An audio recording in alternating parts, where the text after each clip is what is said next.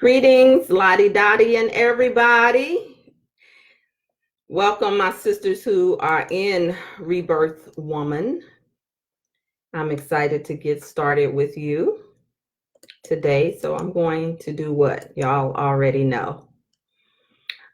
Today is actually going to be a continuation of Paradigm 48. It actually, if you haven't been participating in Paradigm 48, well, let me say in the positive, those of you who have been participating in Paradigm Shift 48, you actually have already had the experience of what I shared this morning. And so I'm going to continue. So let me just get focused here because there's a few things that I need to set up. And actually, I had said that I was going to go outside to do this broadcast, honey, but I'm tripping because it's so hot out there. I would be sweating and wiping. Remember when I used to do the lives outside? But that was in DC, honey. This southern heat is no freaking joke. So I'm just taking a minute to do some invitations, so you'll know that I'm here. Yep.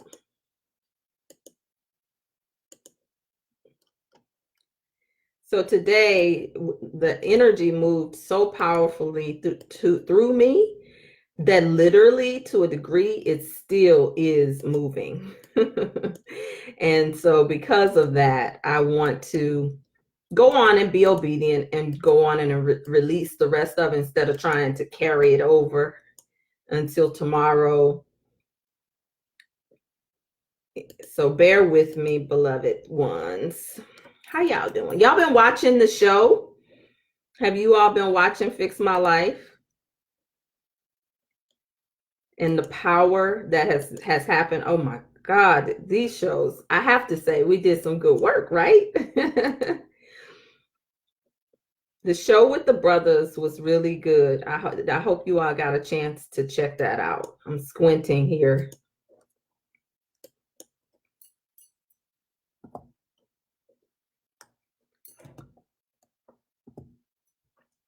Okay.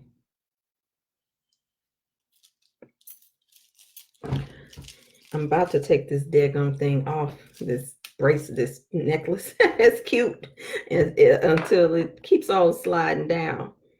All right.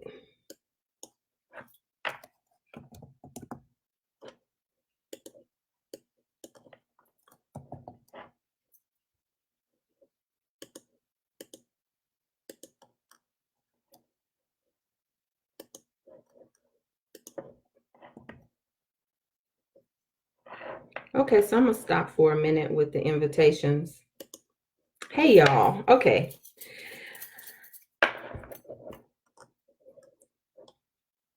So I want to share with you a piece that really I actually have my notes written and all of this stuff. So give me a minute. Let me pull this thing up again.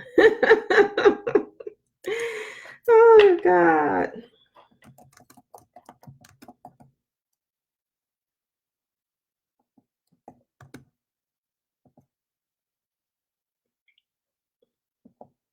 My computer actually shut down right before, and then I was in a meeting. So I'm looking over here. Bear with me. I should have some music, right? I would have some music going. If I could do it LaTanya's way, I would have the music going. Let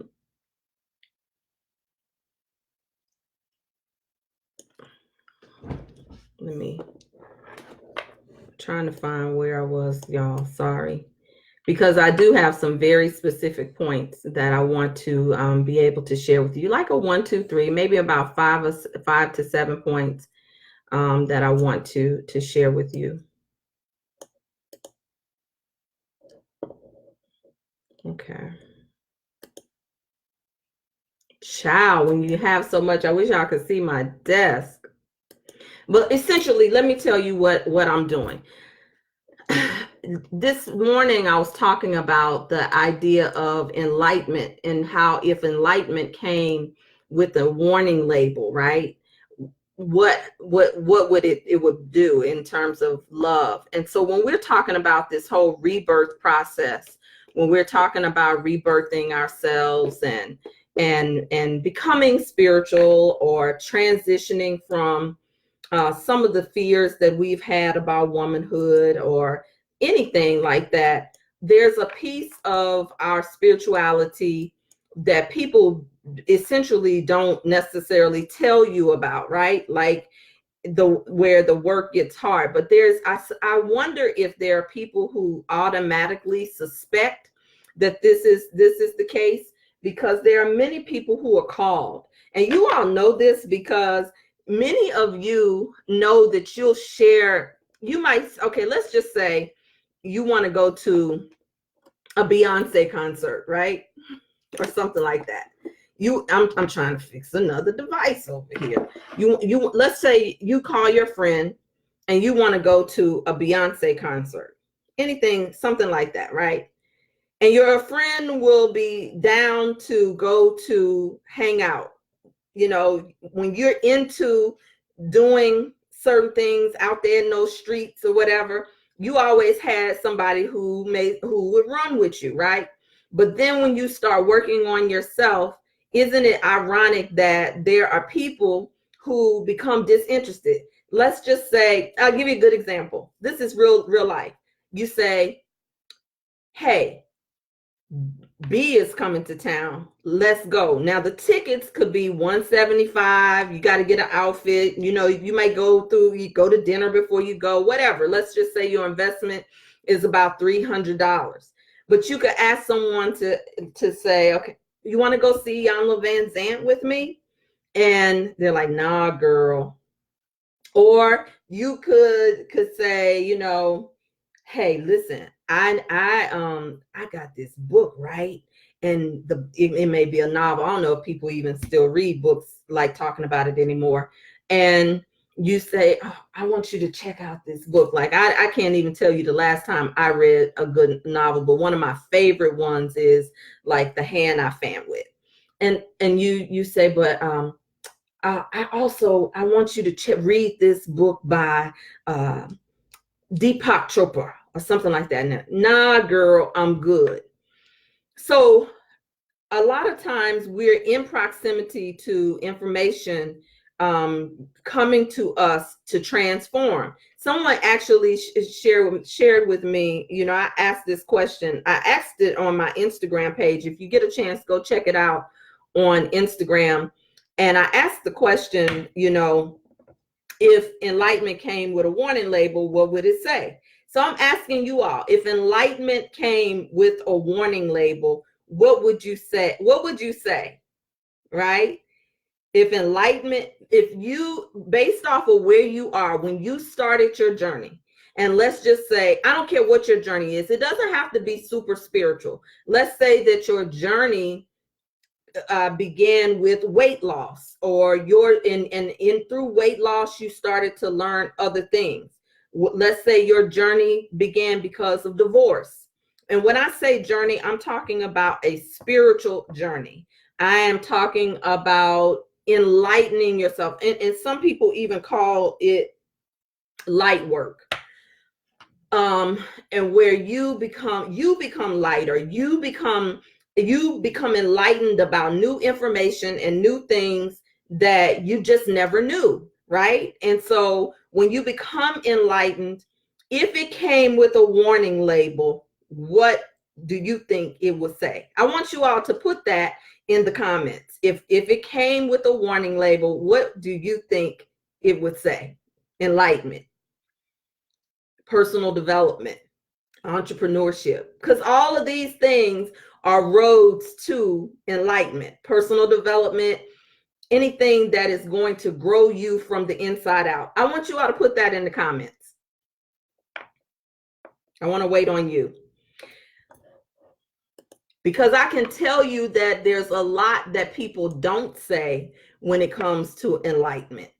If I had told you, of course, the minister in me definitely thinks about the song that says, if I told you what was required of thee, would you still say yes? For those of you who started this your journey of personal development, personal transformation, evolving your mind, evolving your body, evolving your spirit, I think about the song, yes. If I told you what was required of thee, would you still say yes? That's my question to you. Because I honestly don't know. I sometimes I don't know if I had known what I know now. Now I know about me. Let me tell you about me so that those of you who are writing in the comments, you can tell me about you. I'm a seeker. I've always been a seeker. Now, there is an aspect of me that follows the rules because I come from a Southern Baptist culture, a good girl culture, that whole thing where you follow, you do what you're told. And a lot of girls tend to do what we're told, correct? Would you say so? Unless you were one of the rebellious kind, that's okay. No judgments here. I'm not going to be long today. I really want to serve you well. So let me just talk about this whole thing, enlightenment. What is enlightenment in the first place?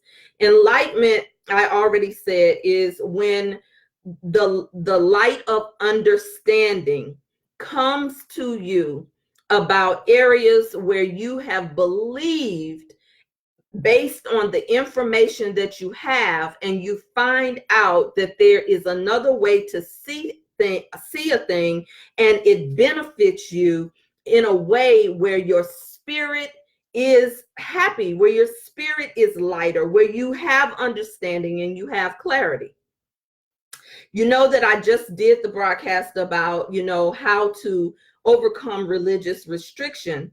And, for some reason, that's been coming up a lot in people's processes right now. And sometimes, again, when we think about religion, we're not just talking about the orthodox religions, the 3 orthodox religions. There are things that we have been religious about that make us create a habit, right? Okay, so here's the thing. I want to go over this really quickly with you because I want to hear from you. Please take your time and respond in the comments, all right? So check this out. I'm going to be reading a little bit to you, squinting a little bit with these over 40 eyes so that you can understand. When we talk about this thing with enlightenment, people want to be free. People want to be free of whatever is weighing them down.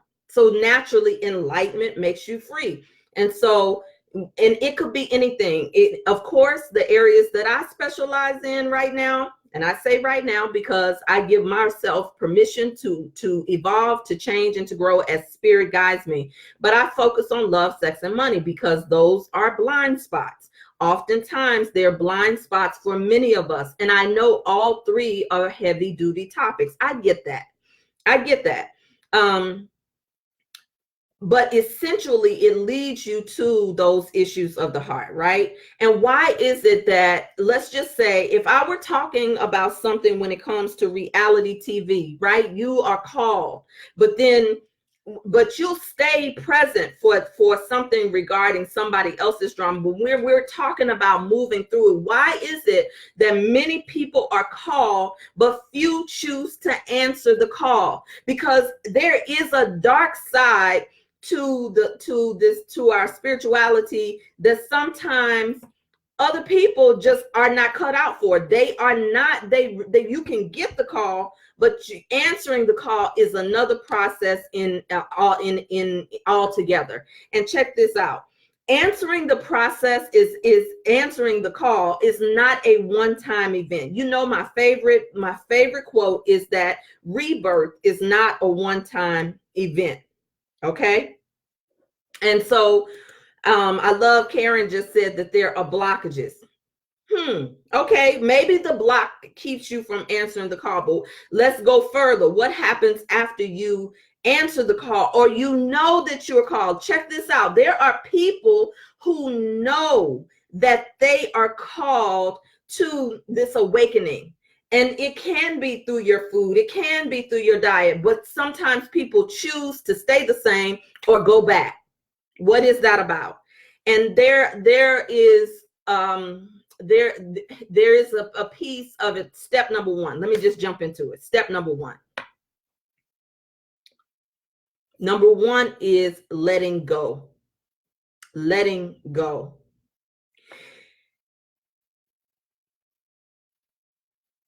When we talk about this process, a lot of times, many people are looking for what it is that you want to acquire, whether it be a man, more money, or I should say, not just a man, let me be politically correct, which is a partner or many partners, whatever floats your boat. Oftentimes you're looking for a reward. That's why you start the journey. You are looking for a reward, and there is one. But what people don't tell you in terms of this, I call this prenatal care. You might have seen it in the parens. And it's this thing called letting go. Okay? There are going to be moments where you feel like something is being taken away from you. People don't tell you that. I love the comments. Keep them coming. I'm going to call them out in just a minute. I want to get like 3 more, if you don't mind, from you all. People don't tell you that there's some things that you're going to have to let go. And the truth of the matter is, a lot of people will start the journey, and that's usually the very first step. You have to let go of old beliefs, old ideas, old conversations, sometimes old relationships and old paradigms that no longer serve you. And so letting go is not, it doesn't feel good, particularly for women who are used to being in control or protecting an image. And sometimes what you have to let go is the image. And so letting go is actually a trick of the universe into granting you your freedom. You hear me? Sometimes the thing that you are holding on to and resisting is freedom on the other side.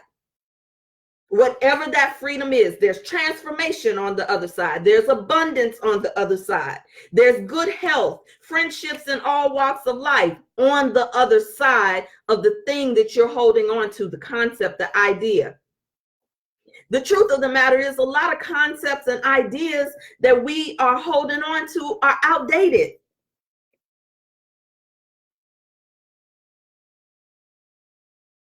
So that's step number one. Number two, what happens when you have nothing else left to lose?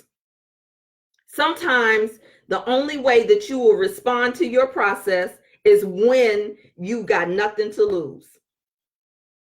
There you're gonna have moments that goes with this number two, where you feel like your back is up against the wall. You're gonna have dark nights of the soul on this journey. You're gonna have them. But the dark night of the soul also usually is a phenomenal rebirth on the other side. My intention is to encourage somebody. My intention is to encourage you to stay the course. My intention is for you to know that you haven't lost your mind. You're not going crazy, but what it is you're transforming. And so you have the dark night of the soul will humble you. You will feel like your entire world is crumbling sometimes. And you all know that we are in a cosmic period where there are 5 or 6 planets in retrograde. So sometimes you're going to be feeling stuff and you don't know where they come from. We're hormonal. So on top of the environment, the cosmic environment, and influence, which we were all born under a cosmic environment and influence, on top of our hormones, life that happens, There are sometimes things that you do not plan for.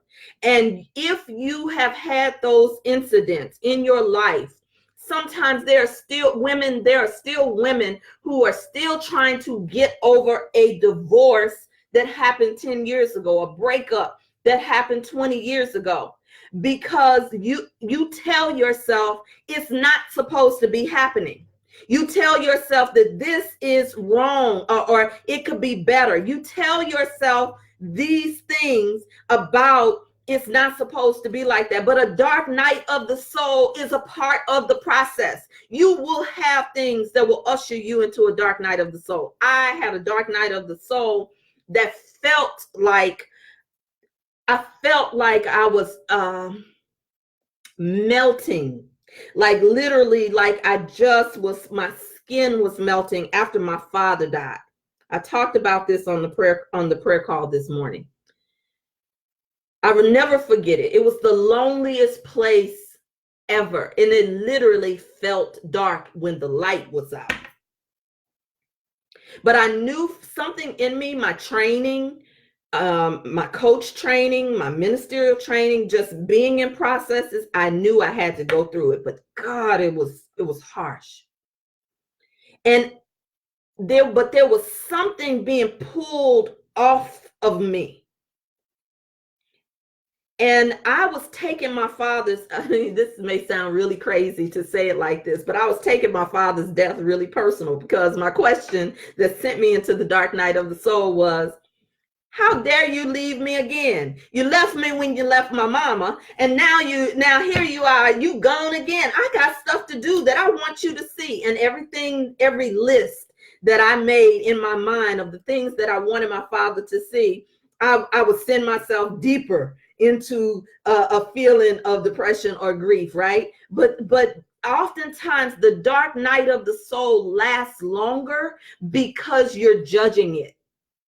And because we have a false sense of self-worth anyway. So this is what they don't tell you about the dark side of our spiritual journey. But you see, many of us are very accomplished women, and we've accomplished so many things, but you sometimes have to let go of those external things that you have defined your self-worth by. And there's another boost in yourself that happens. So your trophies, your medals, the things that you put value in, your degrees, the paperwork, there's a place in the spiritual journey where none of that stuff matters, and it's not supposed to. Okay, so number three. Number three is a blow to your pride. Okay, there will be times when this spiritual journey will give you blows to your pride, honey.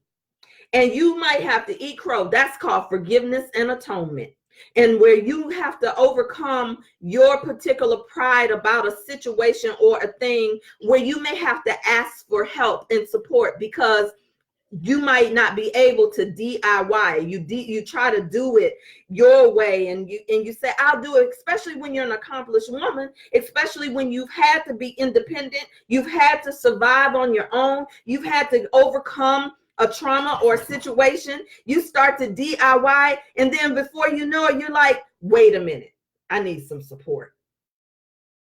It will humble you. You will feel the blow to your pride. There are things that I am still learning today about business that blows my pride. Why? Because I'm a minister. I'm a teacher. That's what I'm here for. And so business is not, there's some people who are born hustlers. There are some people who are born to just, do that type of thing. And so there are times when there are blows to my pride, when I realize I haven't been doing it well. I haven't been doing it right, that I've been leaving money on the table, but the journey continues, and it's an opportunity to rebirth. And so and check this out. The things that you have judged on step number 2, when you're in that dark night of the soul, they will blow your pride too, because you will come back and find yourself where you'll understand that there's a place in this journey where there are no rules, there are no shoulds, and there are no shouldn'ts. There are no techniques, there are no strategies, and there is no room for all of the egoic stuff. There is no room for it because it becomes a divisive energy on your journey. There's a point where you have to let go of the ego, the need to prove. There's a point of that, and that will be a blow to your pride. Let me keep it moving. Number 4, there will be baggage. Why?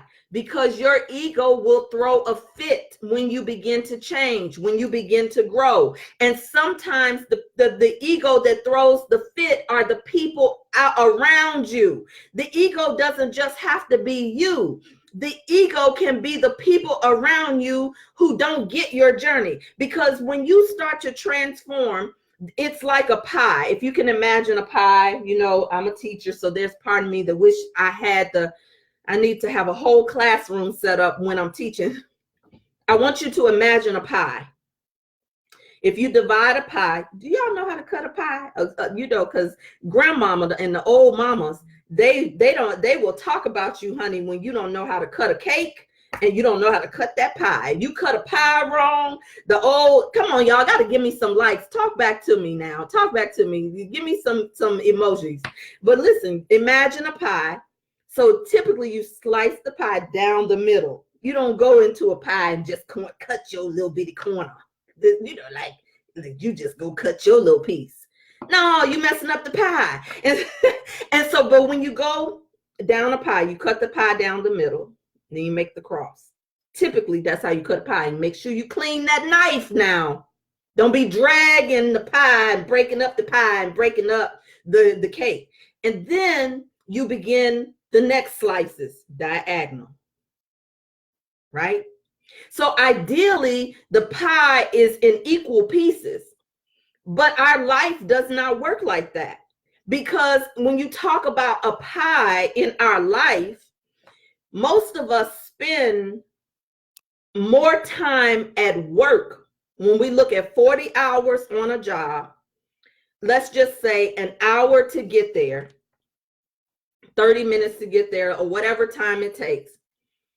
Let's just say 10 hours total dedicated to a job. That pie already now is most of the slice is going there. Then you have church, you have family, cooking, kids, whatever. Now the pie is divided. When you shift, check this out. I want you to get this.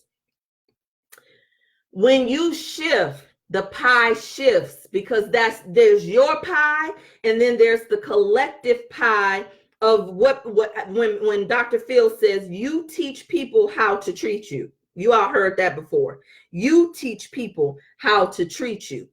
And so oftentimes people are used to you responding to them or being there for them. And so when you shift, the pie shifts. And everybody can be upset because they're not getting the piece of pie from you that they're normally getting. So the ego will show up in other people.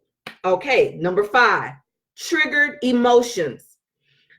Once again, on this journey of enlightenment, people and a lot of light workers, particularly if you live out on the West Coast, try to make this journey as though you just, oh, it's all love and light.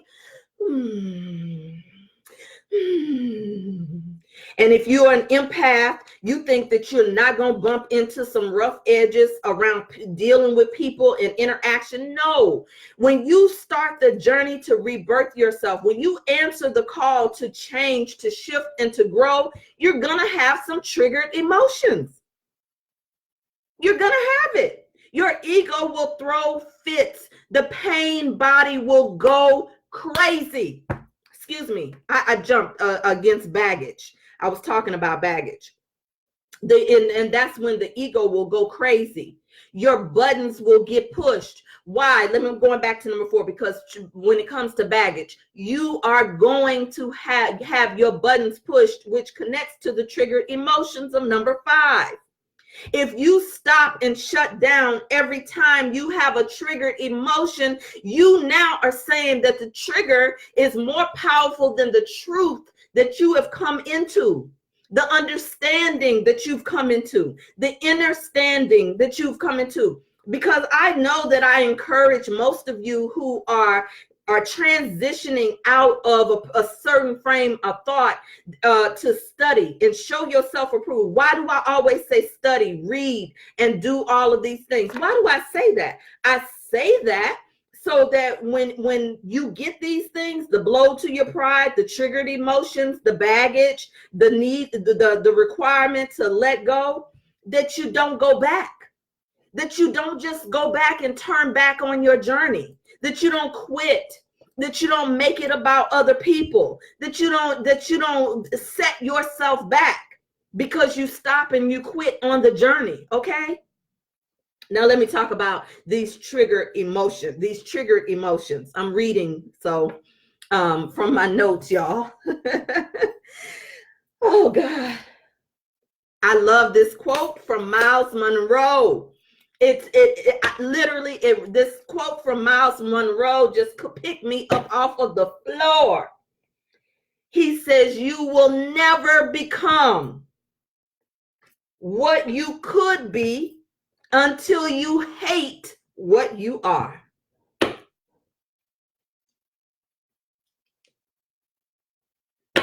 No, actually, he said, get angry with what you are. Because anger brings change. And so again, those of us who are trying to avoid being angry, don't want to express anger, don't want to do this, honey. Anger will facilitate change.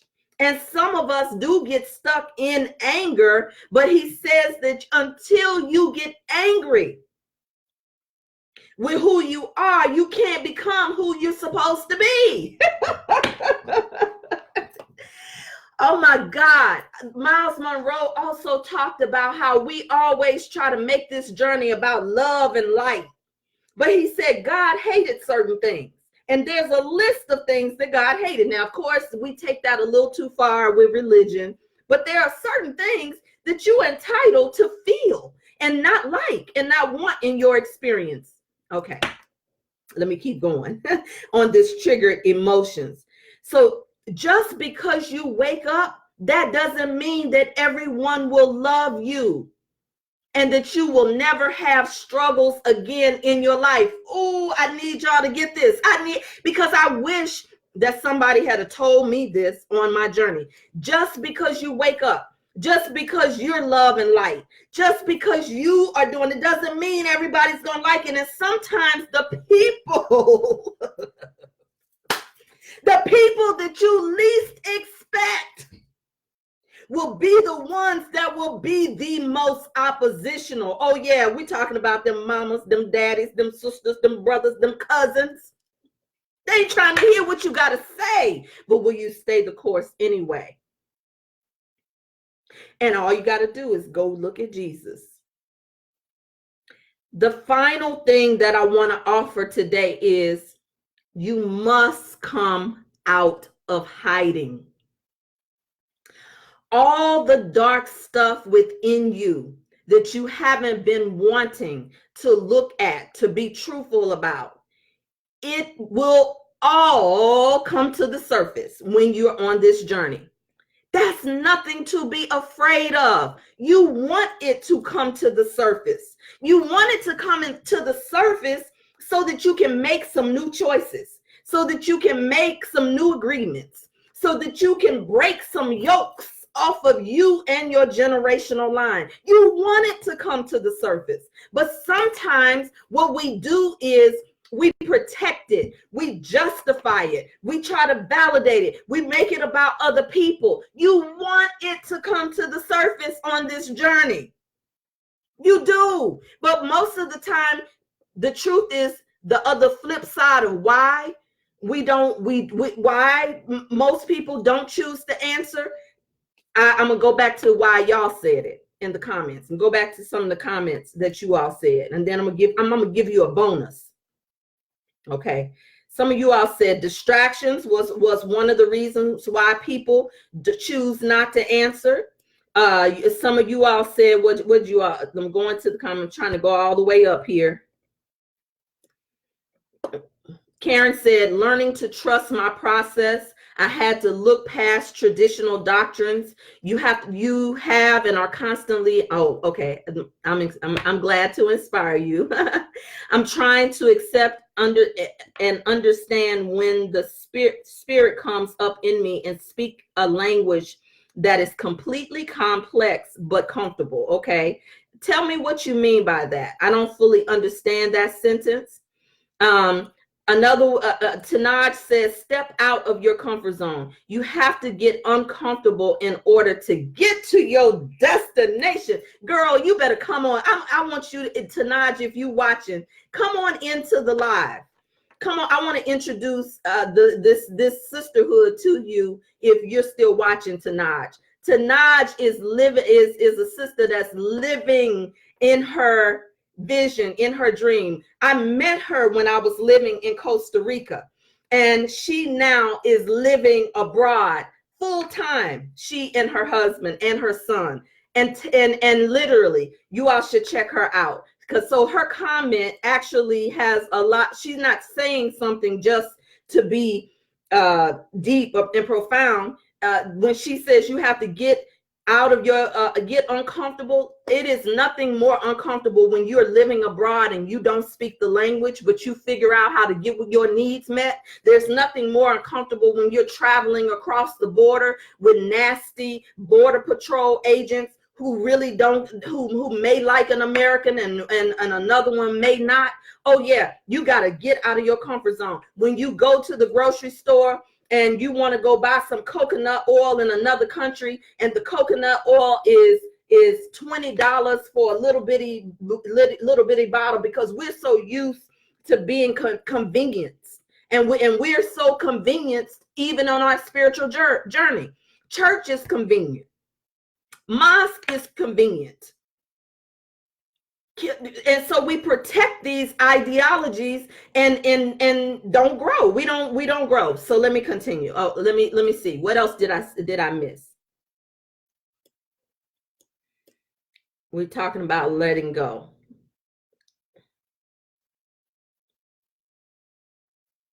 Because Christina said, what? You cut my cake wrong, Granny? You right, Granny will lose it. Don't you cut my cake wrong, huh? Okay. Oh, I don't. What does that mean? Speaking in tongues. You're trying to learn a new language. Now somebody said all I do is hide. Thank you for telling the truth. We love the truth in this space, right? But how can you be who you're called to be when you're hiding? Because your gift makes room for you. Now I'm not a big Steve Harvey fan, but he said when the truth comes, the truth just comes. He said some of you are trying to follow your passion, when the word said your gift makes room for you, not your passion. And just because you're passionate about something doesn't mean that you're supposed to be doing it for your livelihood. Oh God, that blessed me so good, because sometimes we're trying to fit square pegs in a round hole, even when it comes to our career, to even sometimes how we love. In our relationships, we're trying to make things fit that don't fit on the journey. And a part of the journey of enlightenment and freedom and evolving, and it is that you have the willingness and you have the courage to live your best life. You have the willingness and the courage to do what it is that your soul is crying for and calling you to. What are you being called to? Whatever it is. It doesn't have to look like that person's. The one thing that hurts me in business sometimes, and I mean hurts my feelings more than anything, because you all know that I give a lot. You all know that I put out quality content. Sometimes it hurts my feelings, honey, when I see some of the stuff that some of these coaches are putting out here, and they're getting paid royally, that they have $5,000, $50,000 launches on bullshit, to be quite honest with you. And here I am trying to crack codes with you, and sometimes I walk away saying, man, they don't want this. They don't want this. Why in the world do you got to do something else? The other day I said, I'm living in Atlanta. Let me just go work for Delta Airlines. Let me just go back and get a job. And I know people are saying, well, Latanya, you're on TV, you're at the top of your game and doing this and that. But sometimes, honey, when you're looking and measuring yourself with somebody else's stick, you will always fall short. But when you become the measurement for you, when you set a new standard for you, when you create another reference point for you, then you are relieved of the weight of comparison, the death of comparison. I'm deviating a little bit, but not so much, because the bonus that I wanted to leave with you is be who you are. Many are called and few choose to answer because they don't know who they are and they're trying to still be somebody else. And being who you are, sometimes you have so much division in your heart with who you are or who you have been, that you haven't forgiven yourself. That you haven't forgiven yourself for who you have been or who you think you are, that you are still holding yourself hostage to what you think. And there is more to you. There's more to you. There's more to me.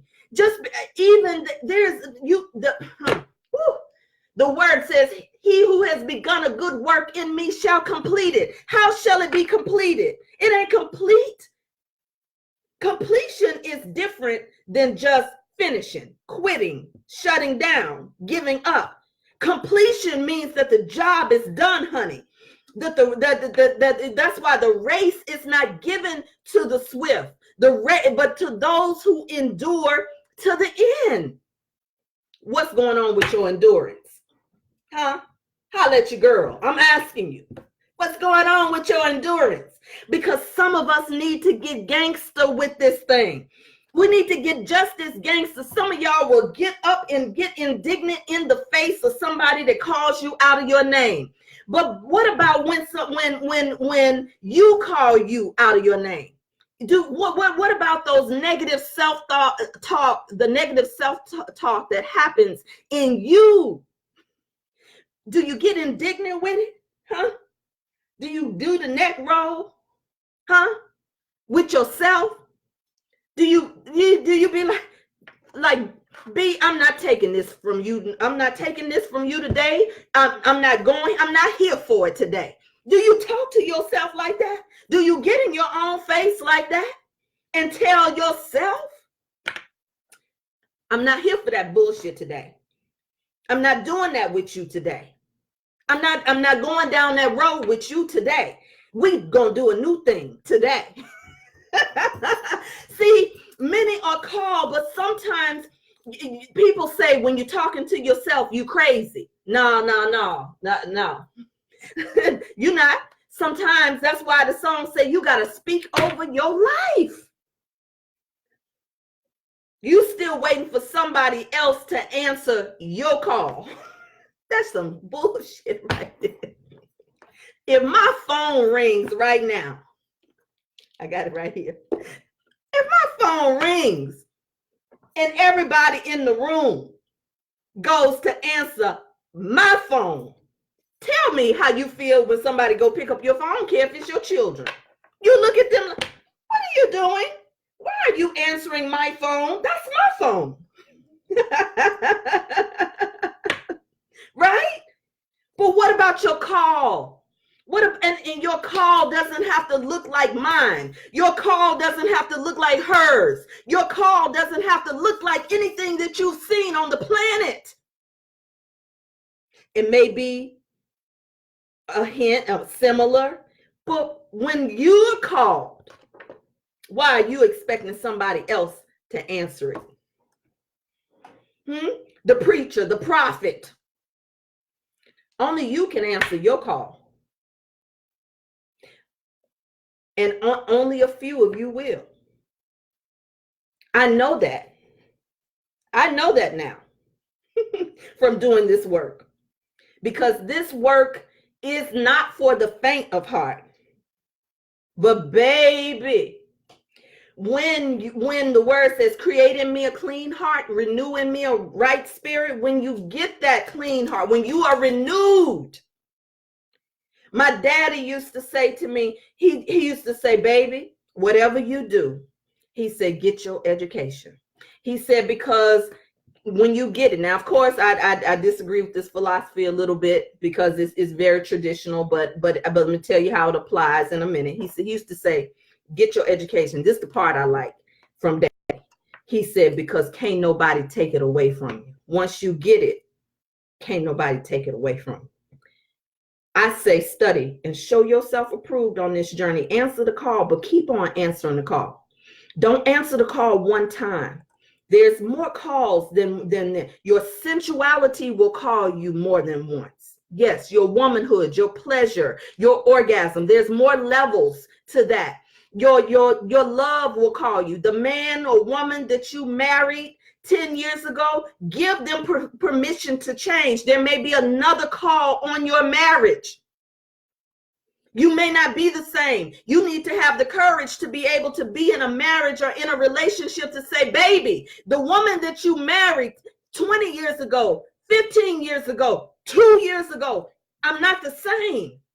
But some of you too afraid to do that because you fear loss more than you fear death and staying in the cocoon, staying in the womb. Oh my God, the Holy Spirit's taking over a little bit because I was about to end this live at 30 minutes. I was doing good. I was doing good.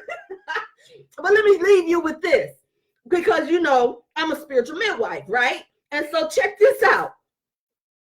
I said that this is prenatal care, but let me finish this thought. The call even for your money and for your business is different. I have been bold enough to pray the prayer around my business to say, if you want me to do something else, Holy Spirit, show me what it is. Because I don't want my ego to be wrapped up in being the Rev coach. I don't want my ego to be wrapped up in being a minister. I don't want my ego to be wrapped up, tied up, and tangled up in being any kind of teacher. And so if you want me to go create shea butter, I'm willing to go do a new thing because I don't want to struggle. I'm not going to struggle all my life. So if you're looking at what you're doing and you're struggling and straining, maybe there's another level of the call for you. But many of us are trying to duplicate what we see other people doing. Okay. Whew. This is what I want to close with. Dana, if you're watching, this is probably why my head is hurting. Because when you have a word trapped in your body, you got to get it out. And this thing started flowing this morning on Paradigm Shift 48. If you haven't listened to the piece that we did on being a love agent, please go listen. I'm getting myself in trouble because now y'all gonna start asking me for the link, and it has not been uploaded to YouTube yet. Okay, I know Anika, Pastor Anika, if you watching, I know them good old elders and ushers say, don't fan the Holy Spirit, baby. Don't fan the Holy Spirit. Y'all know, do y'all know that when y'all in church and y'all quick to go fan somebody, that you're really not supposed to fan? The Holy Spirit's supposed to let it move, but since I'm in live, I want to get through this. And then I'll go and have my dance. And then I'll go have my shout for what's moving through me. But listen to this. This journey, particularly around rebirth,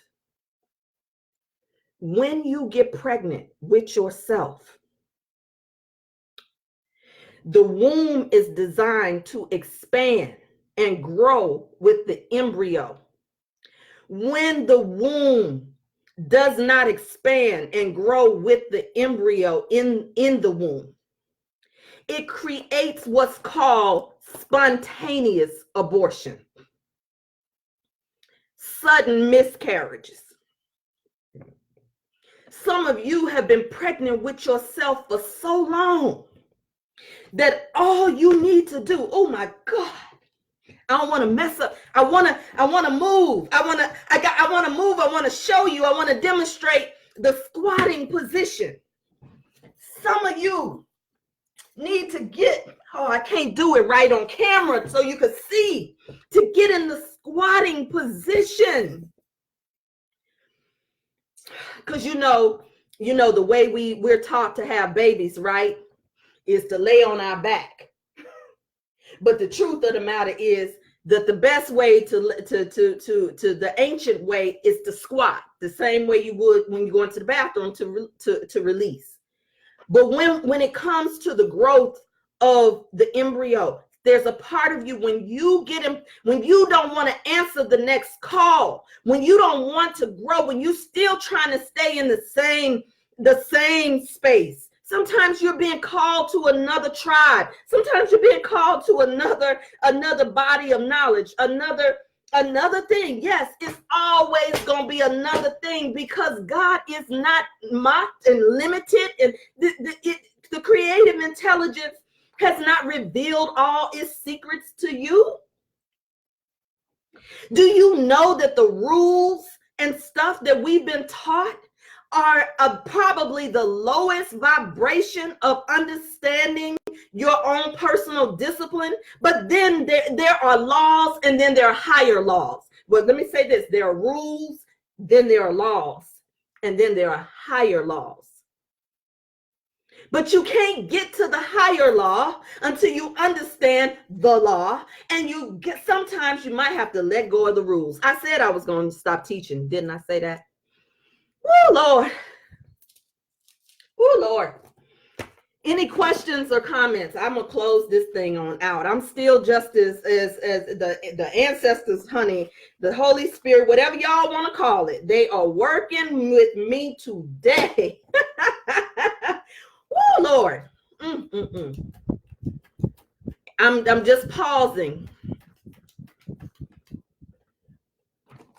while my dog is over there doing something he don't have no business. I'm pausing to see if there are any questions or comments. Lord have mercy. It makes no sense that I am soaking wet sometimes when I finish teaching on a Wednesday.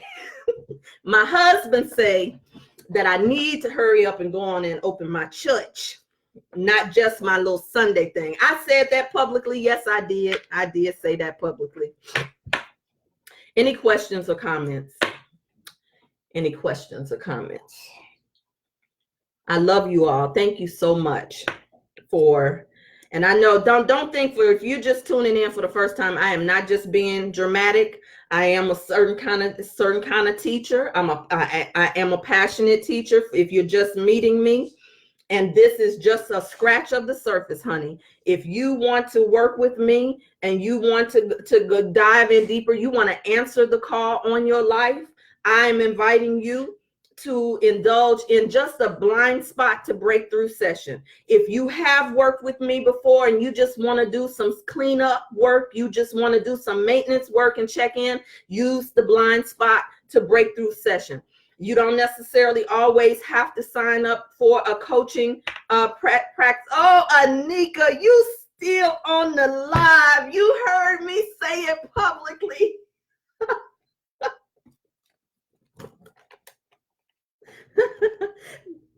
This is what happens when you have people in the room that know you, love you, and are the keeper of your secrets. Ooh, but it I don't know if we're ready for the kind of church that I see. That's what I tell myself, right? I'm exposing my inner conversation. Oh Lord, ooh, I'm so hot right now. But you all, those of you who know what that really is. All right, so no questions, comments. I know some of you may inbox me, but I just wanted to encourage you to stay the course. This is day 40 of Paradigm Shift 48, and there's so much shifting around me. And here we are 40 days into it, and Lord knows I was a little bit of a puddle this morning, but I just wanted to offer you all that, because I see so many people quitting, turning back on their journey, beating themselves up, and sometimes you don't even start the journey good, and then before you know it, you're sabotaging yourself. I know that this is a lot, some of you who are first timers or who have not started your journey, but I do encourage you to get started. I do encourage you to come out of hiding. I do encourage you to challenge yourself. See, you've already been born once, but for you to be born again, you got to choose it. You got to make a conscious choose it to be born again, rebirth yourself over and over again. Of course, there are several ways that you all can work with me. And if money is an issue, don't let that stop you. The money conversation is the one that needs to be rebirthed. All right, everybody, have a wonderful day. I'm going to work on getting it to 15 and 20 minutes. I promise I am. Lord have mercy. See y'all on the other side. Ciao, everyone. Keep on shifting.